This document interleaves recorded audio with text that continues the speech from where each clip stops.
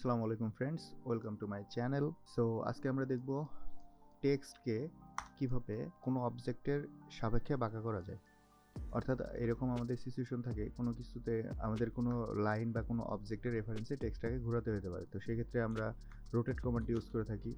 Rotate command use করে exact মাপ দিয়ে, বা যদি আমরা কর্নারের মাপ দিই সে 45 ডিগ্রি, এভাবে আমরা বাঁকা করতে পারি, কিন্তু এটা একটু সময় সাপেক্ষ হয়ে থাকে।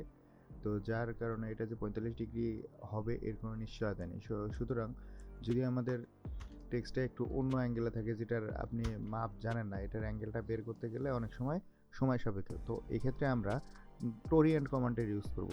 কিবোর্ডে TORI টোরিয়েন্ট কমান্ডটি দিয়ে স্পেস অথবা ইন্টার প্রেস করার পর টেক্সটটাকে সিলেক্ট করব এবং সিম্পলি আরেকবার স্পেস প্রেস করব করে অবজেক্ট লাইনের এই পাশে এবং এখানে ক্লিক করব, বাস লেখাটি এর অ্যাঙ্গেলে বাঁকা হয়ে গিয়েছে। তো এটা আমরা আরেকবার দেখি, TORI স্পেস টেক্সট, নিচ থেকে যদি উপরে টেনি তাহলে কিন্তু লেখাটি ঘুরে যাবে। এবং আরেকবার দেখি, যেহেতু আমার কমান্ডটা একবার দেয়া আছে, লাস্ট কমান্ডটা স্পেস চাপলেই অ্যাক্টিভ হয়ে যায়।